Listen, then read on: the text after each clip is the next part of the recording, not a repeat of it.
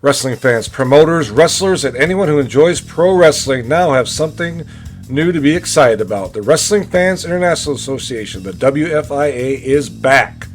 WFIA is an association that exists to promote, grow, and support professional wrestling throughout the world. Membership is free. Your membership includes a free digital bi-monthly publication of the Wrestling Fan News newsletter, association updates, voting privileges, and much more. Please go to thewfia.org, that's THEWFIA.org, and become a member today. Attention WFIA members, the virtual 2024 WFI convention will be this fall from September 13th through September 15th, 2024. Scheduled to appear are the world's strongest man, Ken Patera, the world's most dangerous announcer, Gary Michael Capetta, Bill Apter, and just recently signed the High Flyers, Jumpin Jim Brunzell and Greg Gagne, and folks, there's more coming on board. So run, don't walk to your keyboard, get on that computer, check the WFIA.org website and our Facebook page to see when these guys are going to be scheduled and their prices. Folks, if you are not a WFIA member, you will be paying an additional fee. So go to the WFIA.org today and register, become a member, and enjoy the podcast.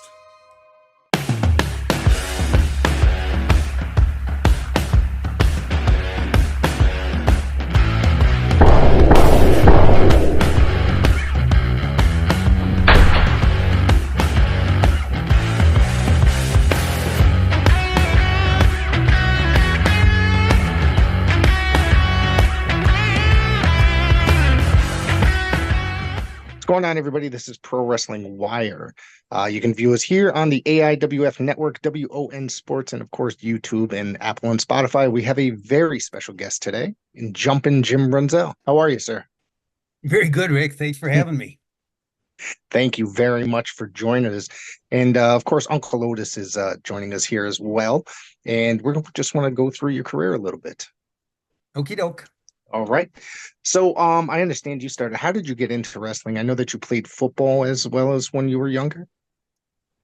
Well, when I was a freshman at the University of Minnesota, I was a walk-on. And another freshman walk-on was a young quarterback from Mound, Minnesota by the name of Greg Gagne. Oh. So Greg and I became really good friends. And actually, we were on the same line together. And hit it off real well, and he invited me over, and I met Vern at an early age, and he really lived the good life, I mean, he had a beautiful home, and he had a fountain in the basement, and he had all sorts of stuff. And Greg decided to go to the University of Wyoming because there wasn't much future for a 170-pound quarterback at the University of Minnesota under Murray Warmath, because he used to run a lot out of the T formation, and the quarterbacks used to run a lot.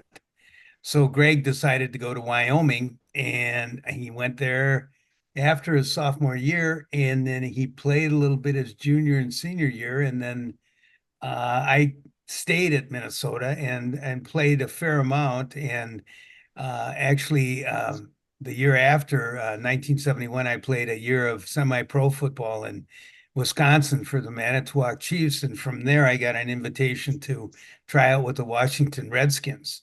Oh, wow. That was it was a rookie camp, and actually they only kept one fellow from our group, and his name was Herb Mulkey, and he wound up being an all-pro punt receiver, returner. Right. And we had to run it. We were at George Washington University, and it rained like a son of a gun, and it was a muddy field. And I remember they had the backs and ends running 40-yard dashes, and I heard 5-1, 5-2, and I ran a 4.9, and I thought, geez, that's pretty good. And then this Herb Mulkey ran a 4.6. So he had the fastest time anybody, and he could run like grease lightning, and he had a good 3 or 4 years with the Redskins. And then when I came Yep. back, I decided to go.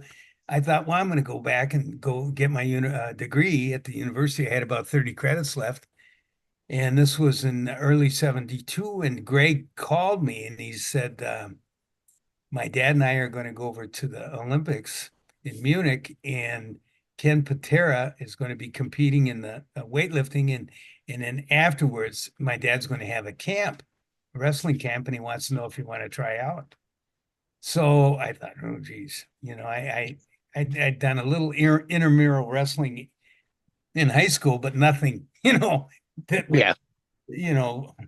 lead me to believe that I could make it pro wrestling. So I said, well, I think about it. So then Kenny hurt his knee over at the Olympics, came back, and then there was a group of guys, Ric Flair, Khosrow Vaziri, Bobby Bruggers, myself, and Greg were invited to this camp. And the camp was like 6 weeks long, Rick, and it was 6 hours a day, and it was 6 days a week. And we had Billy Robinson training us, and he was a bit of a sadist. He was one of those hook guys that Right. Yeah. submission, and he used to beat the snot out of all of us, and we'd start out the day doing free squats, and we went from 50 free squats to doing 1,000 free squats Good Lord. every third day, and in sets of 100.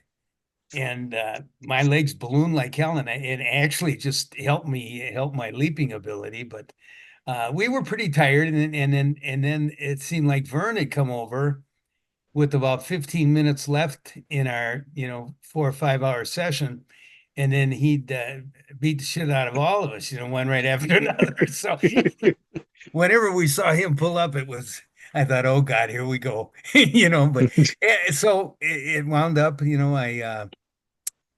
I had my first match in December 27th against Dennis Stamp in Wow. I think it was Fargo, North Dakota.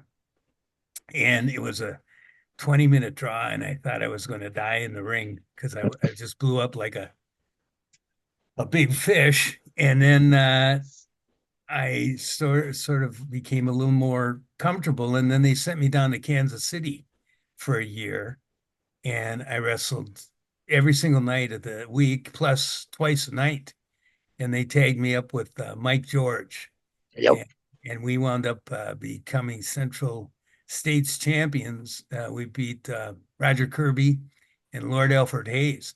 So it worked out good. Plus, I met the Funk Brothers and also the Briscoe brothers, and learned a lot from those guys. So it was a real education for me, and I I learned my trade the hard way.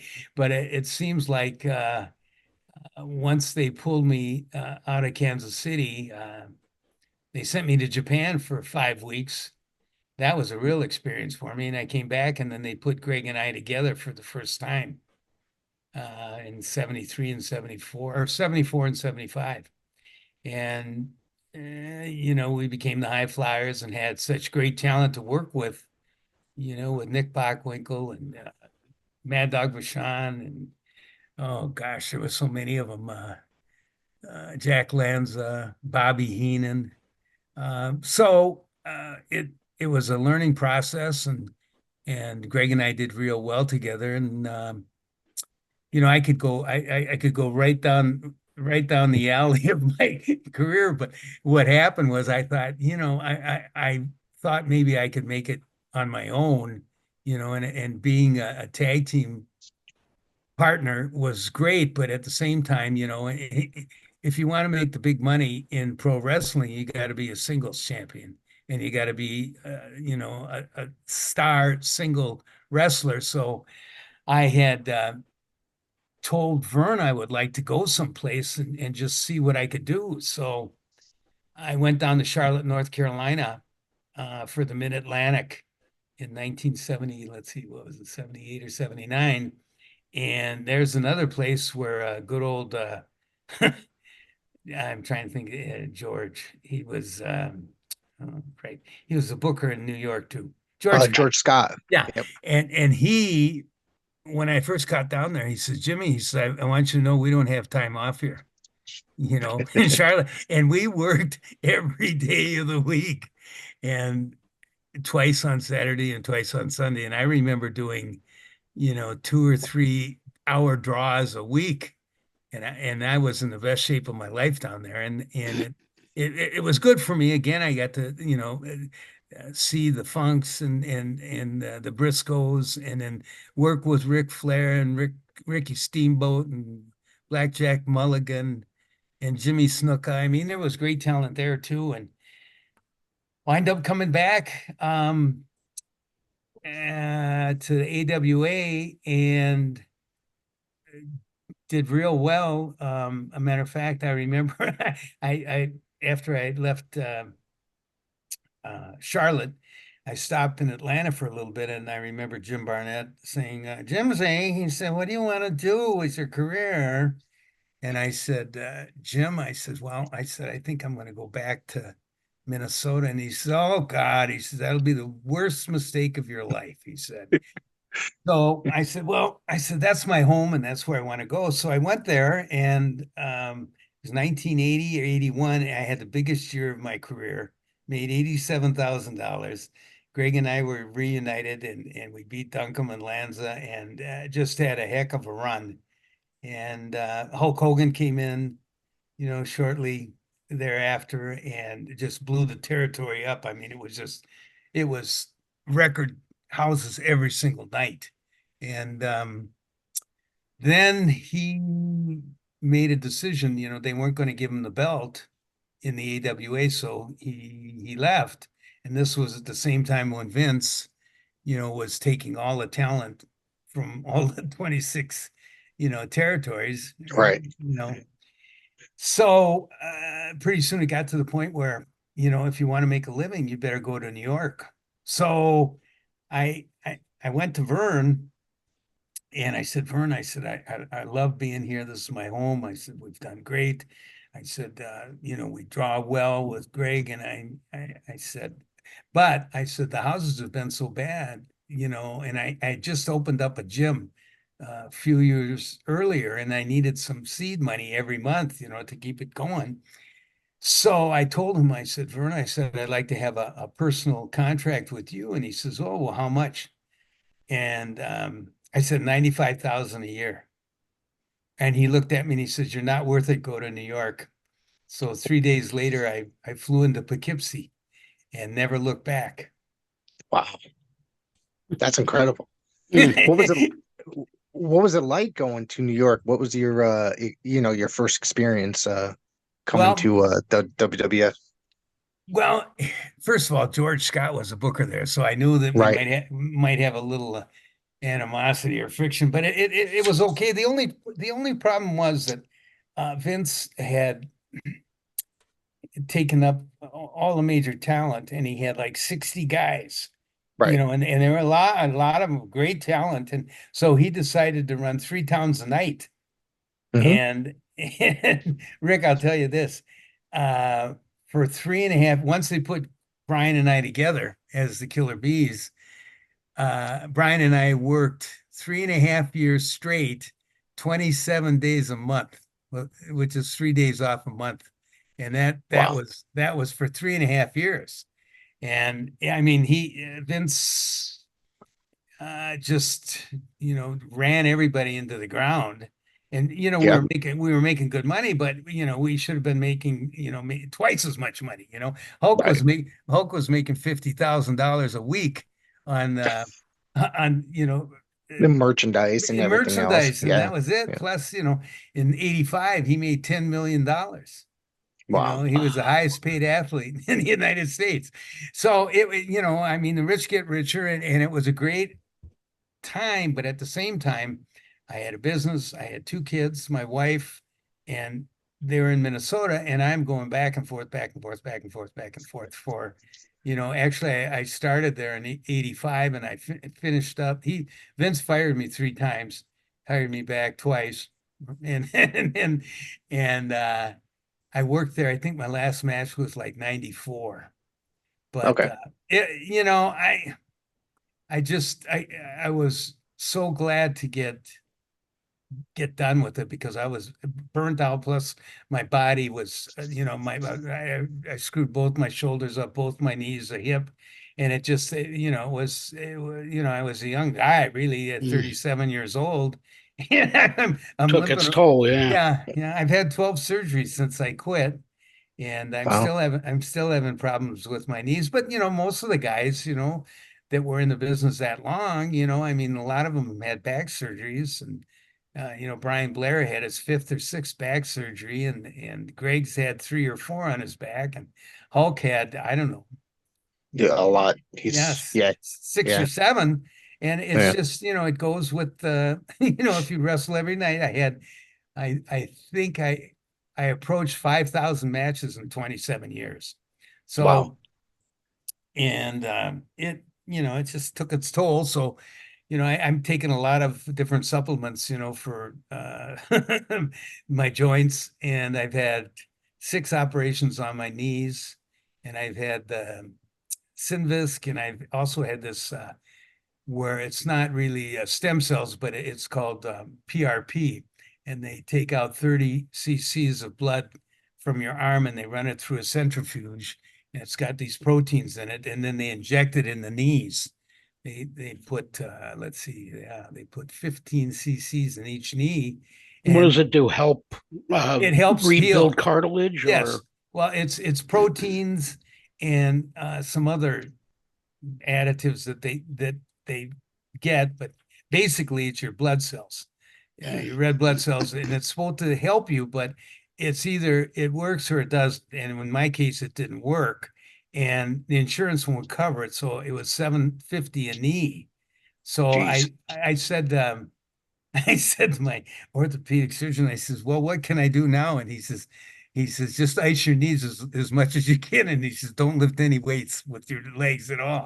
So that's although I tell you this, I've sort of been looking online, and they have a new treatment that was developed in London or England, and it's called small n stride, STRIDE.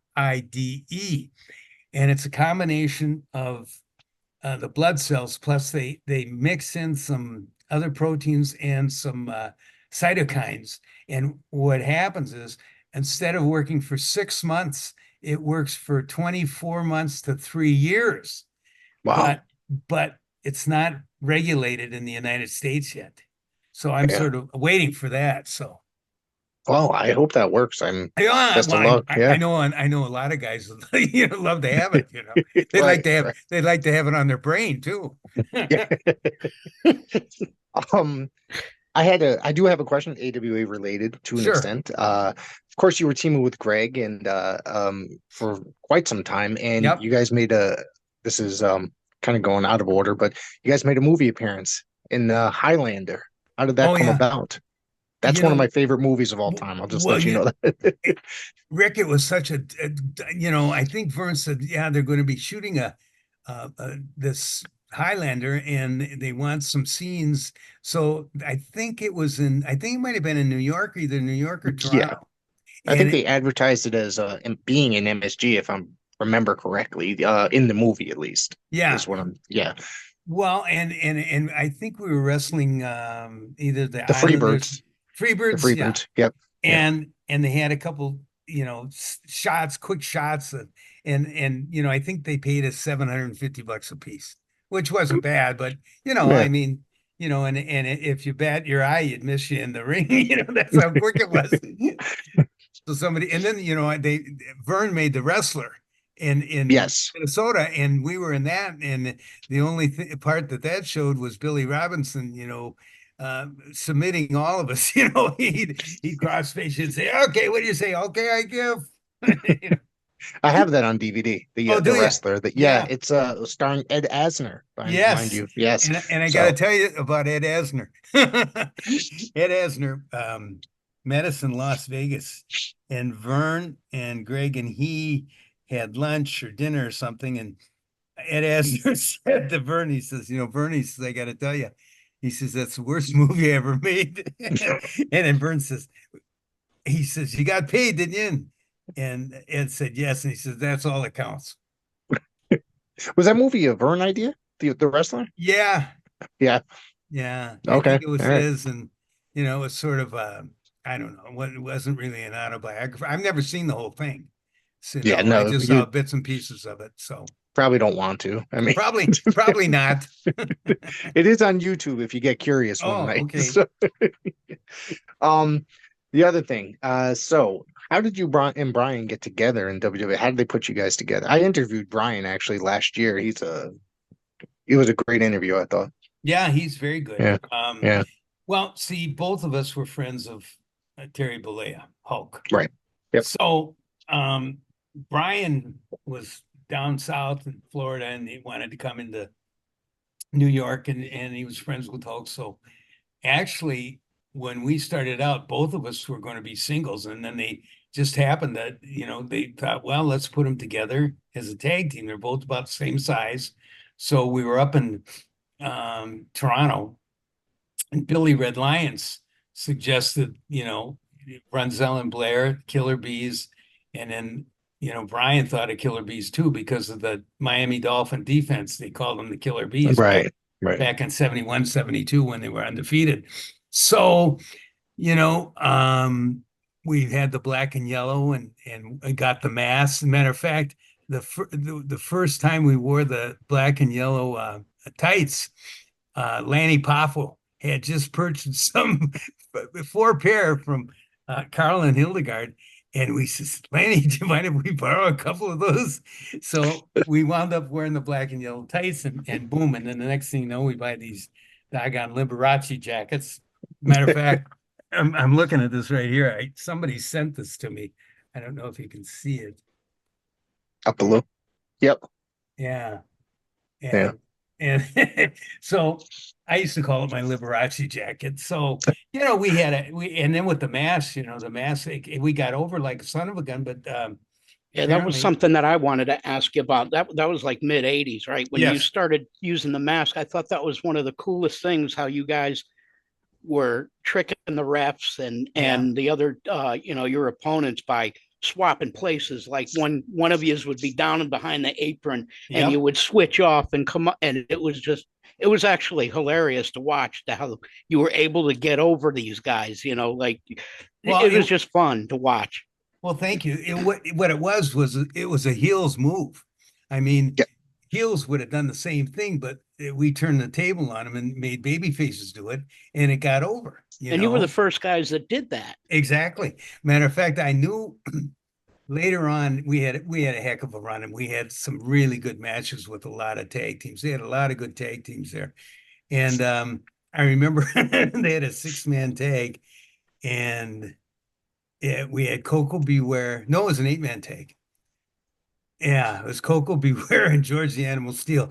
And at the end of the match, guys, all of us had the masks on, and we're running around the ring. And George the Animal Steel had his mask on backwards, and he's trying to eat the doggone turnbuckle, and he couldn't. And Coco was dancing, doing the bird out there with it. And I looked at Brian and I said, Brian, I think the Killer Bees are done. They were dead. And it was true. Not much longer after that, then they sort of put the kibosh on us. Yeah, was that a personal decision or that was them splitting you guys up? Well, to be honest with you, I see Vince and I never got along. Never Okay. did from day one. And I sort of built a little wedge in between the office and the Killer Bees on my behalf, because I saw things that were wrong, and especially the pay. When we signed the contract, Rick, I still have the contract too. It said outside revenue, which these action figures they made by, it was, can't remember. LJN. Yeah, LJN. Yeah. So we were supposed to get 25% of the gross from outside revenue. That was LJN. If Vince would have done it, we would have, made like 10%, but Right. outside revenue. So it turned out that we were, some guys in the first 2 or 3 segments that went out with the action figures, guys were getting checks for $94,000. I remember the Iron Sheik Cosgrove says, "Oh, Jim," he said, "look at this," and he showed me it was $92,000. And I said, "What's that for?" He says, my action figure." And I says, "Holy smokes!" So we were about fifth in line, sixth in line at getting these. And what Vince found out is that he thought, "Wow, I'm paying these guys way too much money. These guys might want to just say, a couple of years of that, $150,000, I'll just leave and go, retire or something." But so what Vince did to us, and we finally sued him and won, he paid us 8% of the net instead of 25% of the gross. So Wow. he owed a number of people hundreds of thousands of dollars. Yeah. And that was the straw that broke the bee's back right there, because he didn't particularly care for us, but the fact that we sued him a couple times and won, really, he's I don't know if you've ever met him or talked to him, but No, he's very high ego, Yes. narcissistic guy, Yeah. and Yeah. I just never got along with him. Yeah. I get that. I've known several people that have worked for him or under him, and they've said stuff similar. You know what I mean? So Yeah. So I'm guessing they never attempted to or had you guys lined up for championship gold.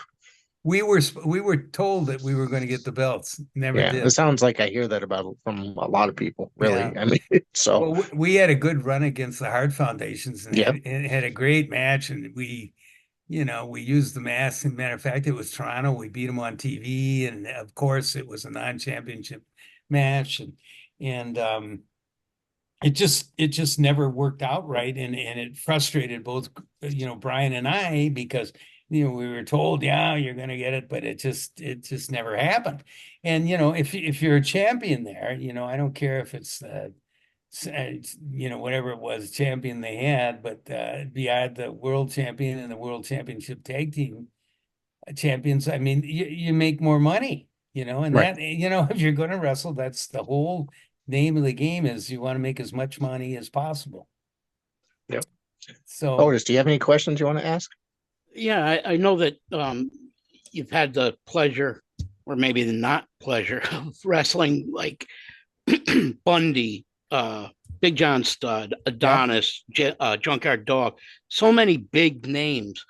Who, when you were in your singles career, and by the way, I have to say, you answered one question for me when you talked about how many squats a day you used to have to do for Gagne or Gagne. And you had the best standing drop kick in the business, in my opinion. Well, thank you. You could just, and it came out of nowhere. You'd be facing it, and boom, and you would jump up and knock him right in the jaw, and he was down. So kudos on that. But Thank you. out of those singles matches that you had, who would you say you enjoyed working with the best? Who did you have that chemistry with? There was a couple of them, and I'll say in the AWA was Nick Bockwinkel, who was one of the top 3 talent in pro wrestling, period. I did a number of hour draws with him, and he was so convincing, and he had such great psychology. And then Bob Orton Jr. was, and now his son is the best in the business, really. Right. Yeah.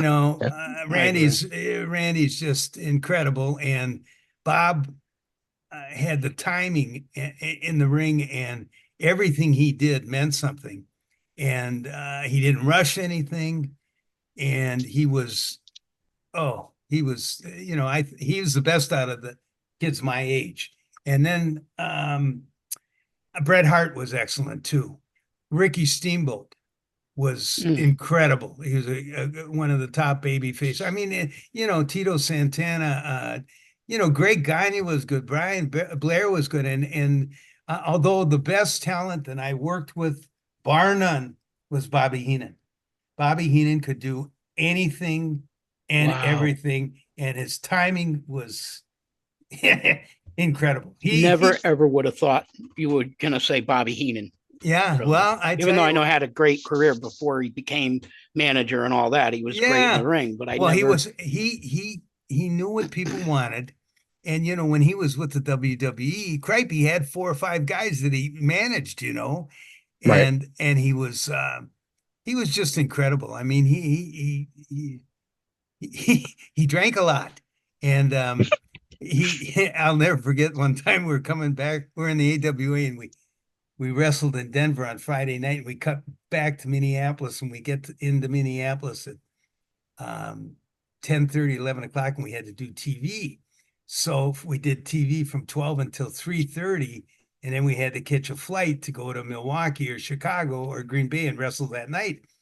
So, and Bobby had he had Duncombe and Lanza, and he had Bockwinkel, and he had like Kent Patera, and all of a sudden, so he goes up behind Vern at this desk at the TV studio, and they're looking at the scope of the day and the order of the matches, and he leans over Vern, and it was Vern and Wally Carbo, and as he's leaning, Vern turns back at him and he looks at him and he says, "Heenan, you've been drinking." And Bobby looked at him and he says, "You can't smell vodka." And then he just kept looking. And it was the funniest damn thing, and Vern couldn't help but laughing, but Bobby was the greatest. He was so precise in everything he did. And he gave the people what he wanted every night. His timing was bar none the best. I mean, he just flew around and just, He took the best bumps, like when he was, yeah. Oh, he was the best. Yeah. And he influenced all those guys. He had such great psychology. And he would just, and that's to me, that's what's missing today's wrestling. Period. I mean, besides everything, everybody looks the same and everybody talks the same, and nobody sells, and everybody wants to be a badass, and there's no baby face, and they're all heels at heart, really. And I just can't watch it anymore. It's funny that you say that, because we were working an interview the other day, and that was something that we kept talking about, is the psychology of it is just, it's lacking like it used to be. It's like everybody wants to do these quick matches, hard fought, 1 hour, or, within an hour time frame. They do 10 to 20 minutes or whatever, but then there's no story, there's nothing to come back to, there's no continuance. Nothing means anything. Guys do something and they do these horrendous moves and big falls or slams and everything, and the guys jump right up, boom, like nothing happened, and then nobody sells, nobody. I remember working with Bob Orton many times, and I'd be working his arm, and I'd grab his arm, and then he'd foil me, and he'd come back a little bit, and then I'd stop him, and I'd get his arm again. And during the whole match, he'd be working that arm, and telling the crowd, "Geez, he's hurting my arm," And now it's just ludicrous, the stuff they do. Matter of fact, some people ask me, and a lot of people ask me, do you watch the TV or do you go to the matches? And I said, no. I said, if they want to pay me to come down and sign autographs, I'll do it. But I just, I can't watch it.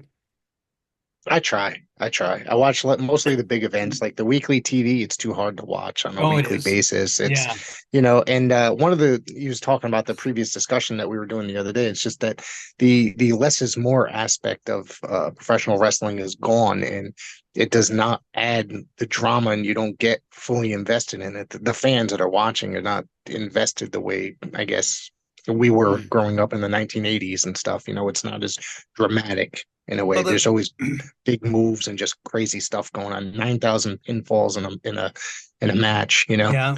Well, Rick, when you look at it, people, when they look at it, they just say, "Well, this is pro wrestling, and it's bing, bing, bing, bing, bing."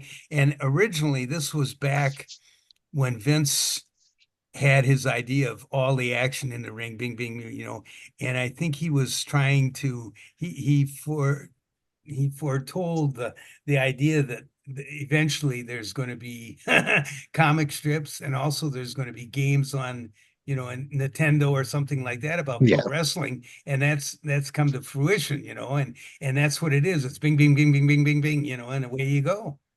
Yeah. So I mean, I don't so much mind the bing, bing, bing. I just wish that they would do storylines, because it kind of makes you want to tune in to the next time it's on. You want to, all right, what's he going to do this week with whoever it is that he's up against, and you kind of, I just think it makes you lose interest if you don't have any real reason to tune in other than if you're just an action freak. Oh, I want to see the action. exactly, yeah.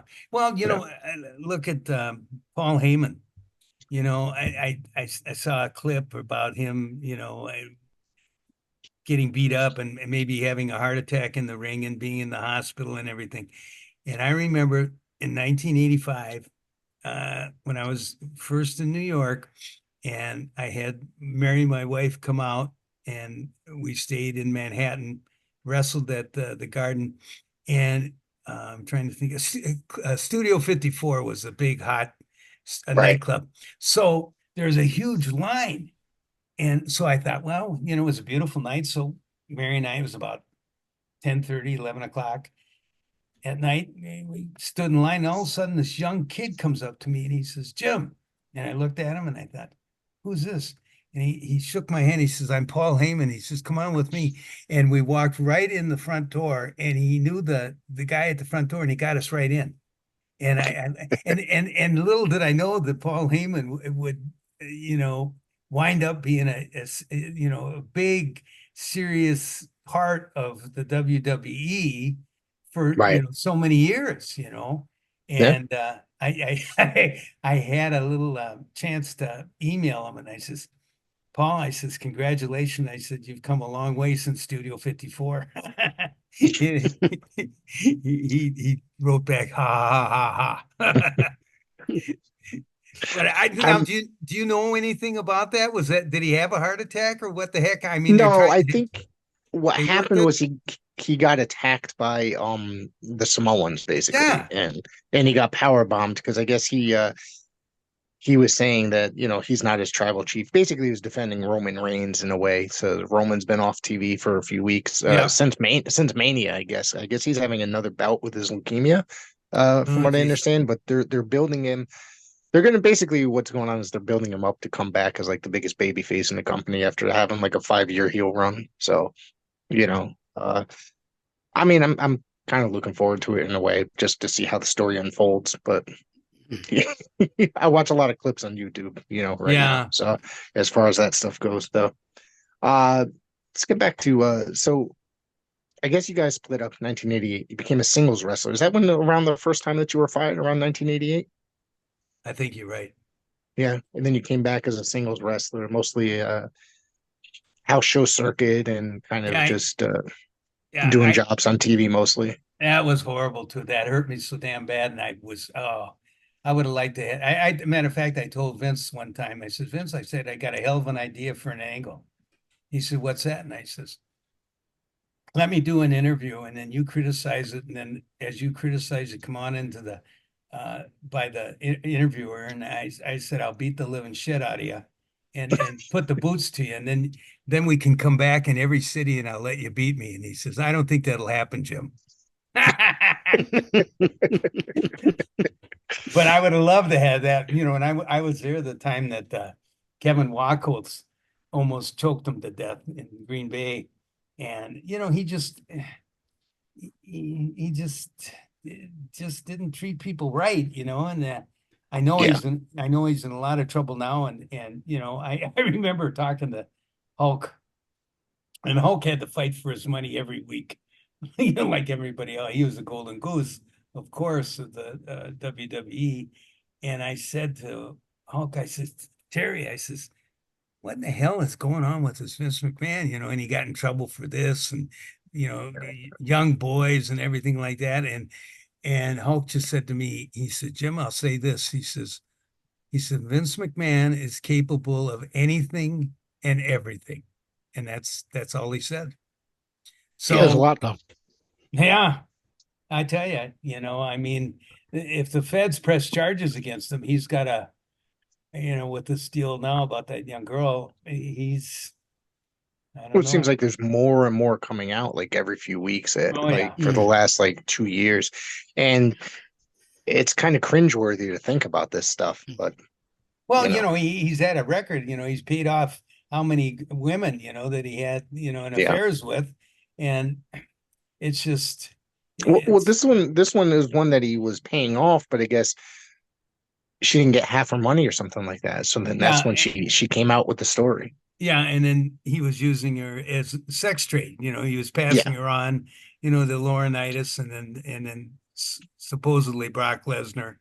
yeah. And it's just, it was horrible. I read some of the details of that and I thought, my God, what a sick son of a bitch this guy is. And,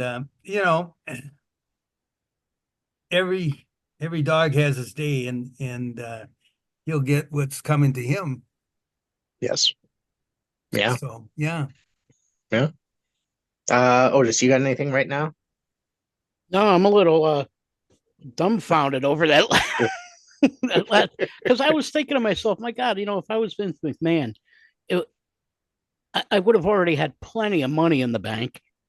And during the Attitude Era, he had his lips on just about every female wrestler that worked for him. Yeah. He had inserted himself into, and I use the word inserted very, loosely, but It's almost true. almost every segment he had one of the female talents. He was kissing them, grabbing them, having them half naked. This it was crazy, but uh, hey, like you said, every dog has his day. Everybody's different. I guess having the money in the bank wasn't enough. Well, So I mean, no matter what it wasn't enough, whether it be power, money, whatever. He thought he was invincible. Untouchable, Yeah. basically. yeah. Yeah, yeah. And Just we'll to see. scoot off of back to you. Okay. I also know that after the Killer Bees broke up, you did tag up every now and then with people like Coco Beware, Tonga Kid, if I'm not mistaken. Doing those were just show matches and not. Yeah. It wasn't like you were tagging with No. them on a No. regular basis. I was just an added part Did to any of fill in. those people? Did you ever discuss? Hey, this really was some great chemistry. Maybe we should see Nope. if the upper management will, No. put us together. Otis, I was ready to go. Oh, you were. I had it with the WWE, and it was just, I like I said, I was, approaching 40 years old, and I think I had my last match when I was 50, and it was Well, that's a good run. Yeah, Ken Patera. Just I did a lot of indie matches off and on, and then went to Japan a couple times and more, and it was good, and it provided some good money, but How were the Japanese crowds compared to States crowds? oh gosh, they're much more serious. You don't get, in Japan, you have to wrestle. You have to get down on the ring, and you can't be a flash in the pan or bing bing bing bing. They don't buy it, and they're a very studious wrestling fan. They know the wrestling, and they've had a lot of good, tremendous wrestlers there. And then you had guys like Brody, and you had oh gosh, Stan Hansen. Stan Hansen. My God. Yeah. Greg and I had to wrestle Stan Hansen and Bruiser Brody one time. Oof. And holy Jesus, at the end of the match, they knocked me out of the ring, and they clotheslined Greg, and they stuffed him in a garbage can, upside down in the garbage can. And I says, Greg, stay there. Don't come out.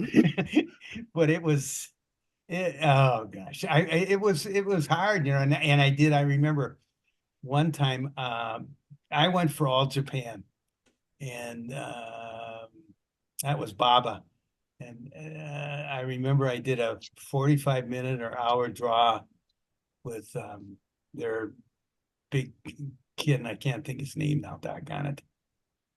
That's one thing. Yeah, I'm losing my freaking memory a little bit more and more every day. But I'll think of his name probably 2 o'clock. Do you want me to call you, Rick, and tell you Sure. who it is? I'm trying to look it up now as we speak. So, Saruda. Rick, you'll so probably be awake. oh, okay, Jumbo, Saruda, Jumbo Jumbo Saruda. Saruda. Yeah, we Yep. had a Yeah. hell of a match. Yeah. God. Yeah, he was. They had, and I remember when I was over there, the first time I wrestled Haku, and he was like 17 years old, and he was 6'3", and he probably weighed about 220, and that son of a gun could jump. Jesus Christ! And I just saw him in St. Louis about a month ago. Honest to God, now there is the baddest person that I ever met in my life.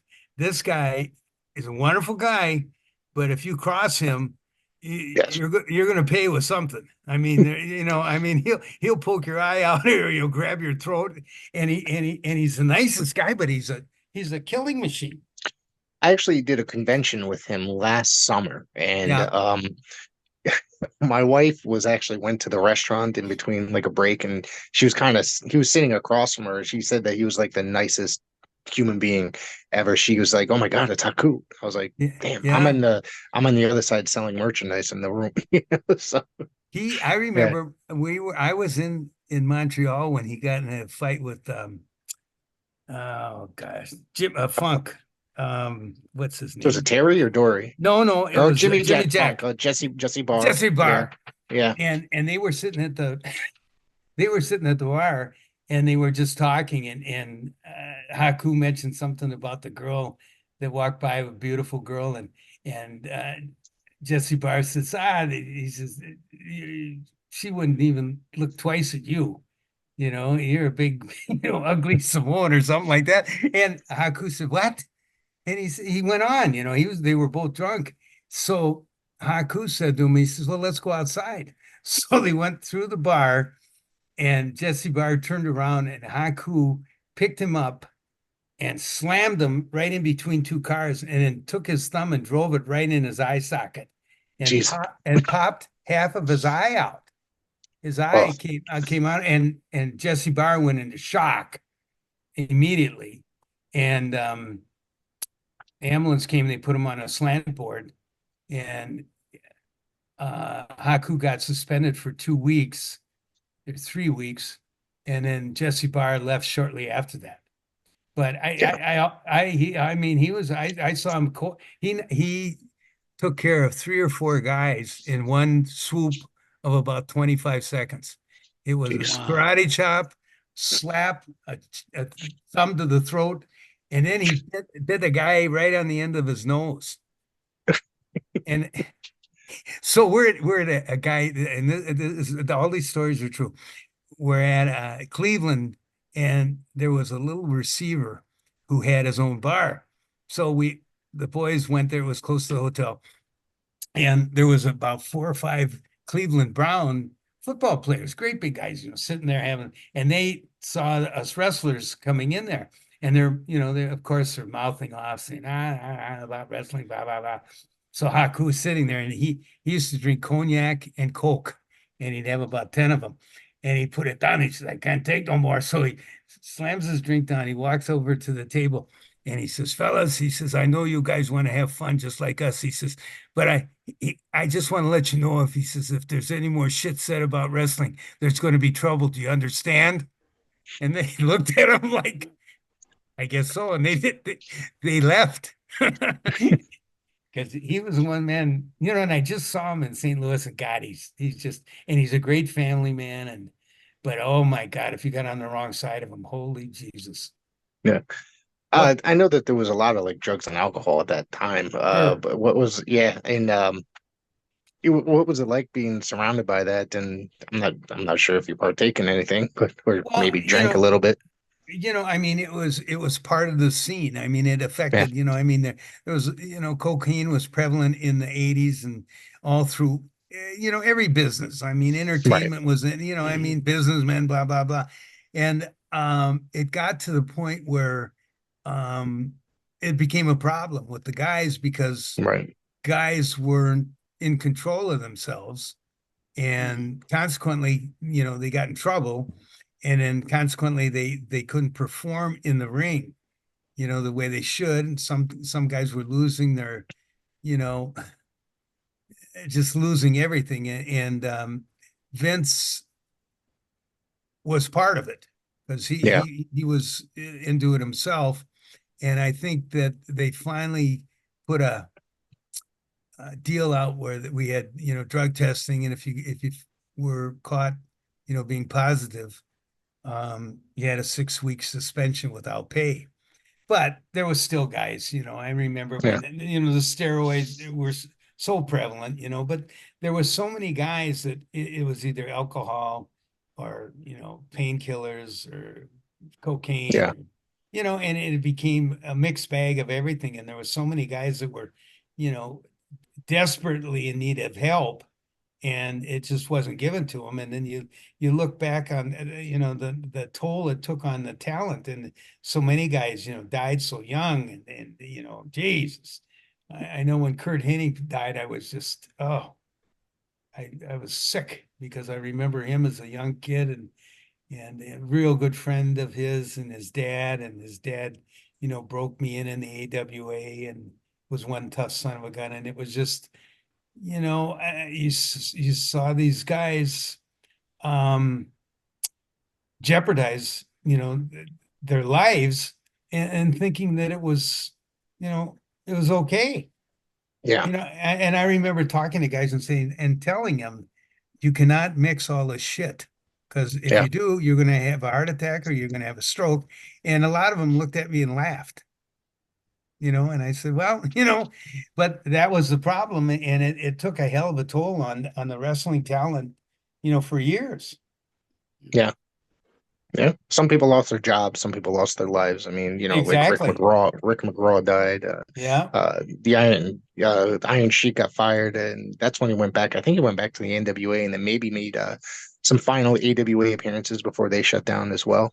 So after you left the WWF, I know the AWA was kind of floundering in a bit, but was there ever an idea to go back there at all? No, they were done. No. They were out of business. Yeah. Vern just couldn't. I think Vern had $660,000 left of what that was his money. Wow. And Greg pleaded with him. He said, Dad, don't try to fight Vince McMahon anymore. And Vern wanted to run a show in Las Vegas because he had connections there. And Greg said, no, don't do it. Don't do it. And Vern wouldn't listen to him. And he wound up blowing that money, and that was it. I think in the after they shut down, they were it's kind of running reruns in the local market out there in Minnesota, that area. So older AWA TV. Yeah. Yeah, they did. Well, I think Vern had a catalog of his video, and I think this is what I heard, that Vince McMahon came to him and Greg and said, here's what we're going to do. He says, we'll give Greg a job for life, and we'll give you $7 million for your video library. Wow. And Vern says, F you. And that was it. And Wow. 6 weeks later, they lost the whole business, and Vince took over, all the different territories. The whole world, basically. Yeah. I mean, what ended up happening, it's a real shame, because they eventually did buy the tape library. And there's not nearly enough on their streaming network, whatever. There's only like probably a handful of shows. And it's kind of upsetting, because there's no like really good quality AWA footage to find outside of that. Everything on like YouTube is kind of sketchy, not the greatest quality. Well, I'll tell you, it's a shame.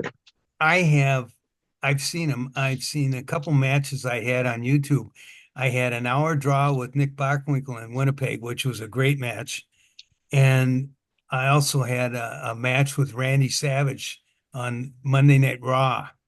And the first sequence of the match, Randy grabbed a headlock on me, and I threw him in, dropped down, leapfrogged him, and hit him with a drop kick. And when I did, I hit him right in the mouth. And he got up spitting blood. And I thought, oh boy, here we go. But we had a hell of a match, and he had his. It wasn't what was her name? God dang it! Was it Sherry? Sherry, Scary Yeah. Sherry. Yep. That was his girl who managed him. And at the end of the match, we had a hell of a match, and I wound up. He stopped me and did something, and then he did the big leap off the top rope. And I tell you, you could feel that, boy, when he landed on you. It was boom. So after the match, I thought, Jesus, this is a hell of a match. It was too. And we went through the the doggone curtains there. And Randy came up to me, and I came up to him, and I said, that was a hell of a match. And Vince came through the curtains, and he said, fellas, that was the best TV match I've ever seen. And it could have been blowing smoke up my ass, but it was sort of nice that he never complimented me ever. So it was a good match. And that's on. I've seen that. It was really good. It was a lot of action, and boom, boom, boom. Yeah, there is several matches. I watched one that you did with the Berserker. Oh my goodness! Yeah. And that was and he looked like he was 8 feet tall compared to you. He was just such a big guy. Yeah, and you did your John Nord. Johnny Nord. Yeah. You did such one of your drop kicks, and you nailed him right in the cheek and took him down. And I was like, "That's some height right there." Well, I was a high jumper in high school and college. I was a 2-time state champion, and I jumped 6, 7.5. And I had 37-inch vertical leaps. So I could, the old adage, white men can't jump. I blew that out the water. Yeah. I contradicted that pretty good, but it was funny because Vern says, doggone it. He says, Jim, you can jump. And I said, I know I can. So I remember Vern put his hand over his head, and I hit it with both my feet. And he says, holy smokes. So, I must have thrown, at least 3,000 drop kicks in my career. And I'll never forget. Oh, I got to tell you, I wonder where it was. I think it was in St. Louis. Yeah, St. Louis. So I'm having a match on TV, and this was George Scott, and it was in North Carolina, and it was the first match I had on TV, and George Scott says, Jim, here's what I want for a finish. And I said, what's that? And he says, I want you to hit him with 5 drop kicks. I said, what? He says, 5 drop kicks. I said, George, wouldn't 1 be good? No, I want 5. So I think I started out, I got the guy in the top of his forehead, and in the 5th drop kick, I gave him a vasectomy, because that's about how low I was. I couldn't jump anymore. And I said, "That a boy, George. He's smart. He's the same guy." I'll tell you a real quick story. Cosro, the Iron Sheik, and I worked a program in Charlotte, where I was a Mid-Atlantic champion, and he wound up beating me with a loaded boot on TV. So I came back, and I wrestled him on TV, and I had the sleeper on him, put him out, and I grabbed his boot. So I ran to the interviewer, and I said, I'm going to beat, the Iron Sheik with his own boot. So I have a match with him the next week on Sunday in Roanoke, Virginia. So, and it was a hell of a crowd, and we were one of the main events. So I get in there, and Sandy Scott, who is George Scott's brother, said to me, he said, did you get the finish for the match tonight? And I said, no. And he says, well, George wants you to do an hour. I said, what? An hour draw? And he said, yeah. And I says, Sandy, I says, well, you might as well bury me in the middle of the ring that night, because if I can't beat him with his boot in an hour, there's going to be no hope for Jumpin' Jim. And I was so pissed off. And we did an hour, and it was like having 3 root canals with no Novocaine. It was doing with that Cosmo. I mean, it was harder and harder and harder. And I thought, oh my God. But that was George Scott for you. Yeah. Can I ask you what it was like teaming with Mike George when you were in Central States? Mike George was a sweetheart of a guy, and he had a lot of talent. He was a real good amateur wrestler. and he never got a break. He never got a break. He wrestled in Texas and Oklahoma, but he didn't get, he just didn't have the certain flair that you needed. He would have been a great heel. Yeah.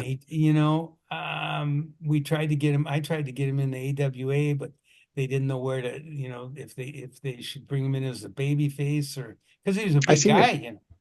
I seen him there in like the later days, like the last year or two of the company existing. But I know he took place in the Battle Royal that Larry Zbyszko won for the title in 1989. But Okay. I thought he was a phenomenal like wrestler. It's just he was, like you said, he didn't get like his break basically. It was he and I had a hell of a team.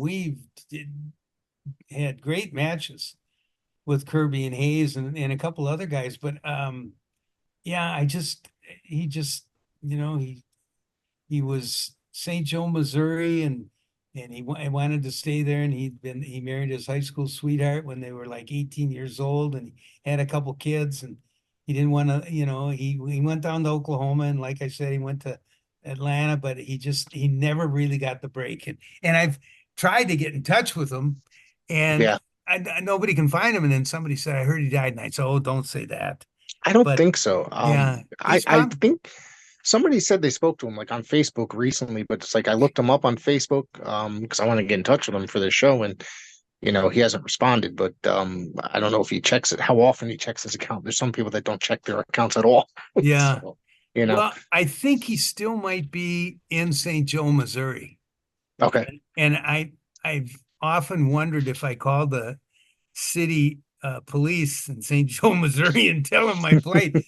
I'm Jim Brunzell. I used to be a tag team partner with Mike.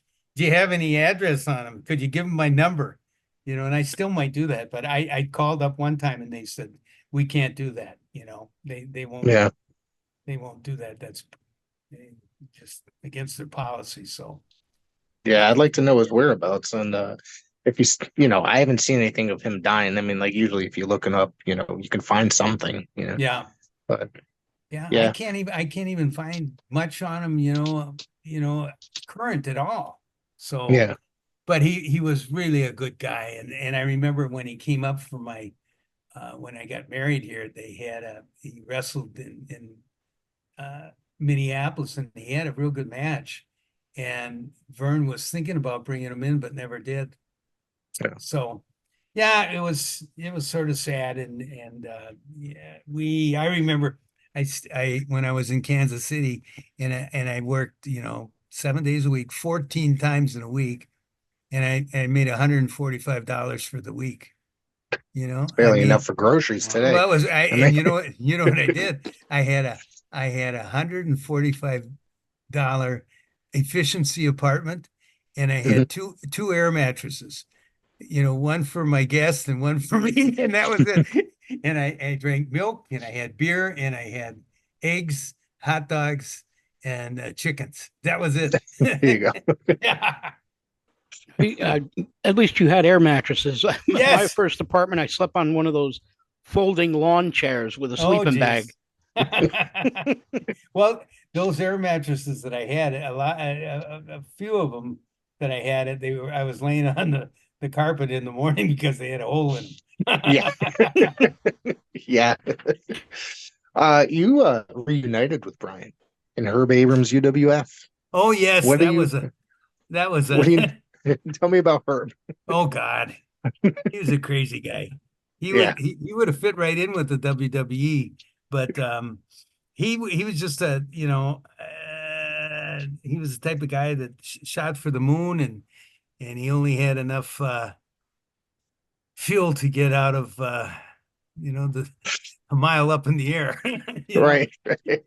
But he was a good guy, and he liked us, and we had some good matches, and he ran Las Vegas, and he ran the MGM, and then I can't remember, we went to Hawaii and someplace else, but he had grandeur ideas, and yeah, he just couldn't get it done. No, there was a lot of potential. I go back and watch some of that stuff now, and it's like, it had a lot of promise. You know what I mean? It did. And like you said, he shot for the moon, and I don't think he had enough money to go nearly that far.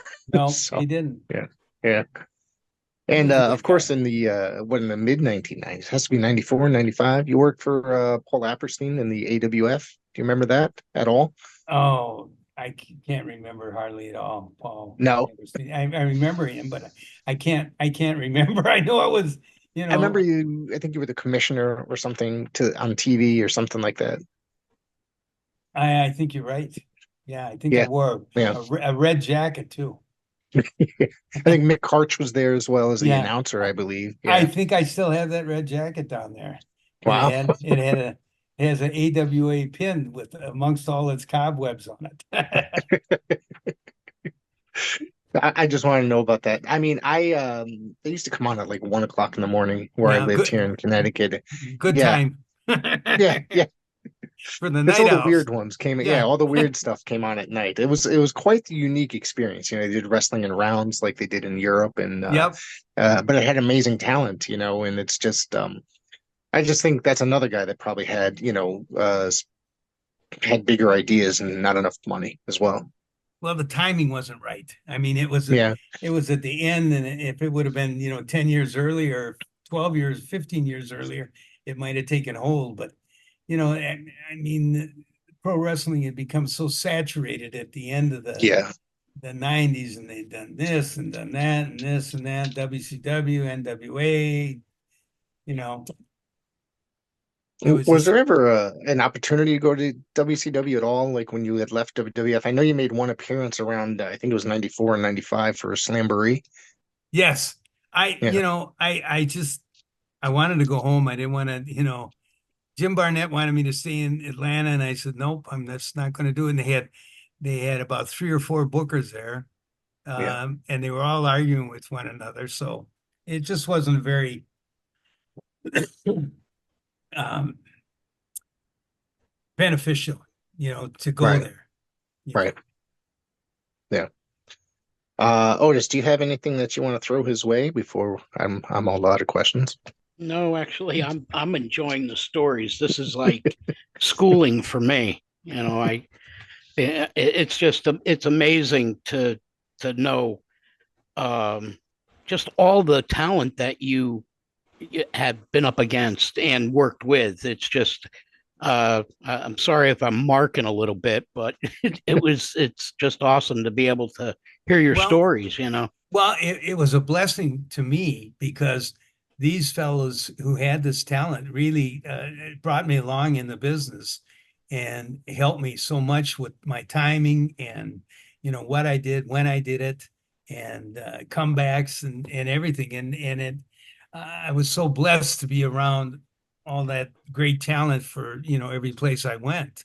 Yeah, but you And held your own. I mean, you well, were a great talent, on your own. well, I've always been an athlete, and I'll be 75 next month, Wow. and Rick, we it's. look way older than he does. I was But gonna say you don't look nearly I nearly got, that old. well, I got to tell you, I've been taking supplements all my life. A lot of Okay. vitamins, a lot of protein. I still work out. I've had the joints replaced, and the knees, and the hip, and the shoulders.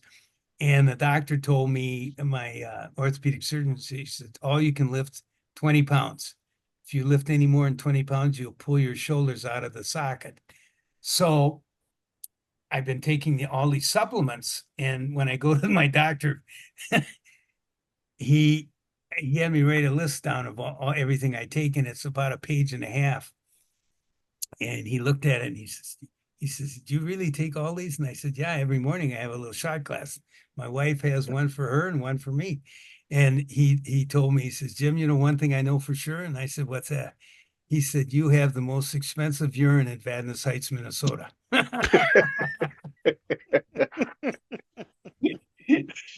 But I feel blessed that I had a great career, and I feel like I was one of the survivors because Yes. there's so many guys like we mentioned that slipped and fell and never recovered, and I knew a lot of them, and I'm just happy. My wife did such a wonderful job bringing our kids up, and my kids have done nothing but great things and got master's degrees and everything else, and it's a real blessing to have that. And That's a also, testament in its own, for sure. well, I wanted to tell you, and I don't have one here with me. I don't think so, but I wrote a book, and it's called Matlands, and it's available Okay. at Blur, BLURB. It's online, and I think it's like $25 or $30. And what was the name of that book again? Matlands. Matlands. Matlands. Yeah, Matlands. And there's a number. I think there's 40 some stories on there, and everything that I wrote in there is true. And there's a lot of funny tales, and a lot of people read the book. And I don't go down the alley of sex, drugs, rock and roll. I don't want to do that. But it's a lot of people said, "God dang, that's an entertaining book," and it's the front cover. My dad was in the Navy, and he was a pilot in air sea rescue, and I traveled. Our family were stationed all over California, and in 1955 and 56, we were stationed in Kwajalein Atoll, which is a small island out in the Marshall Islands, out in the South Pacific. And I remember, having a picture taken. I was sitting on this little lawn chair, and I was just like 5 or 6 years old, and that's the front cover of the book. And my wife helped me with, I wrote all the work, and all the pictures were from my personal library. So I just I should have brought one and showed it to you, but I thought I had it. But It's all right. I've actually heard of it, and now I want to get it even more. Well, you to can get this. Yeah, if you punch it up, Rick, Matlands, it'll show you the cover and at Blurb, and really it's a lot of guys are writing books and they have a ghostwriter, and Yeah. I didn't. Oh, here, wait a second. My wife's just. Thank you. Here, Oh. I don't know if you can. Up a can you little. see it? There it is. Up a little, Oh, yeah. Okay. And then here's the backside. That's Awesome. yeah. So, and all the stories are in here are true, and they got it great. I got a nice chapter on Bruce Springsteen, who was my idol, and I'd seen Bruce 46 times, and I was about to ask you about that. 45 Bruce. years. And I'm going to go see him. Mary and I are going to go see him up in Winnipeg, November 13th. But Nice. He's been very nice to me, and he's taking pictures with the kids and giving them guitar picks, and it's sort of fun. We have about 5 or 6 pictures of him in there. So yeah, That's awesome. Something to look at. I'm glad to see that you're still a fan. I heard you many years ago that you were a big fan, I think on somebody else's podcast. So that was going to be one of my questions. So yeah, I'm the biggest. I'm the biggest. People say, Jim, I think you're getting a little bit too carried away with this Bruce. And I said, well, nah. I've never had the opportunity to see him as much as I want. He doesn't really come to this area. Yeah, I mean, he'll come to like the Bronx, or not the Bronx, Brooklyn or whatever, but I don't travel too far for concerts anymore.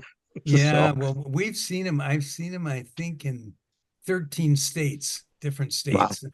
And he just never, ever leaves the crowd wanting more. He gives 3.5-hour concerts, and he just plays and plays and plays. And he, matter of fact, Rick, I'll send you. I send out a video of Bruce every Friday, and I have for I don't know a couple of years to about 30 of my friends.